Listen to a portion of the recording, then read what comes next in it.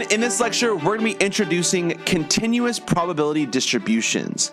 Now, I'm going to be strictly introducing the concept to you, and then we'll get a lot further into the details of continuous probability distributions later on down the road. Now, I have an activity that I do with my students a lot, and I want to do this with you. Now, you're not actually going to get any money at the end of this video because you have the benefit of being able to fast forward and rewind and cheat and so forth. But however, I am going to do this activity and pretend like I'm actually betting money here. I am thinking of a number between 1 and 10, and I want you to guess it. I want you to think of what a number between 1 and 10. Now, if you get it correct, I will give you this $5. Now, I'm going to write my answer, my number, on my sketch pad, and then I'm going to actually show you guys my sketch pad later on. But I have to think about this number. This is let me think. I don't want to pick that number. Let me.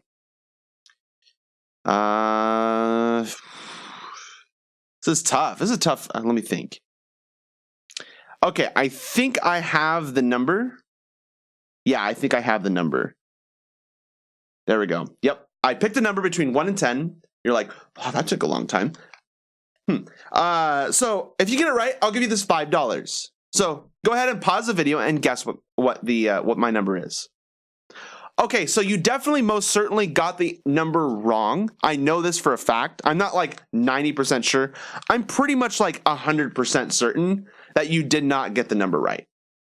And so I'm going to up the ante. I'm going to up this to $35. If you can get this right, I'll give you $35. And this is an activity I actually do with my class. I actually go as far as to like bet my entire wallet.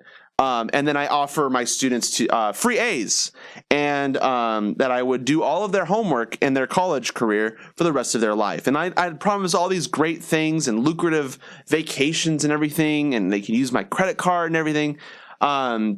But no one has ever been able to figure out what number I guessed. And so why is that? Well, let me show you what number I picked. That's the number I picked. You're like, that's not fair. I thought you were talking about like a whole number. No, this number is in between 1 and 10. It's about 1.8, 1.7 or so. You can figure out what it is yourself. It's really small, but you know what? It works. It absolutely works. Now, yeah, that's unfair. How could you possibly win this game? No, absolutely not. How many numbers are between 1 and 10? Now, if you said 10, you're incorrect. There are many, many, many, many numbers in between 1 and 10. There are infinitely many.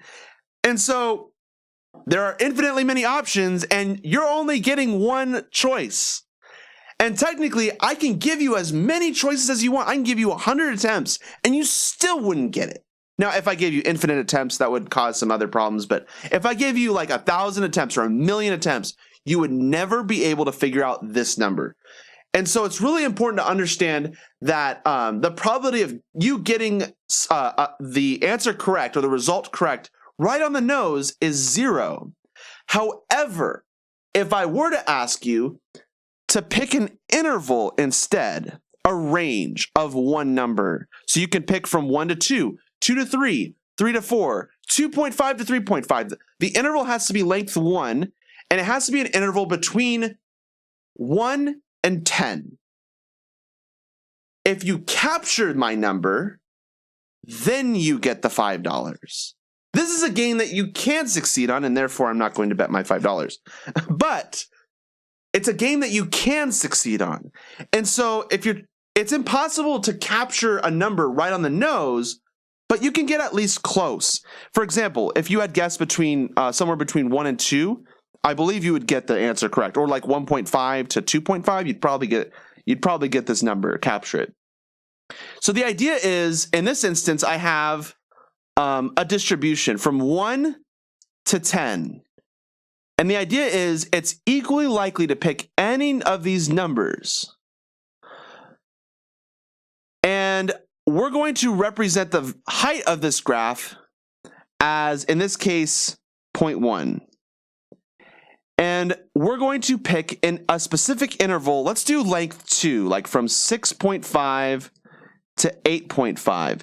And we're interested in what's the probability of capturing the number if I pick a random number between 1 and 10 if I choose the interval 6.5 to 8.5.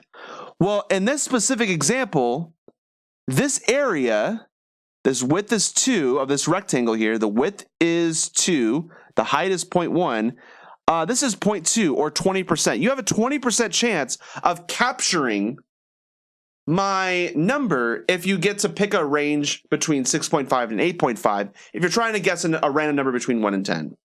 And this is how a continuous probability distribution function works. The idea is what matters is the area under a curve. And if any of you have taken calculus, you kind of understand what I mean.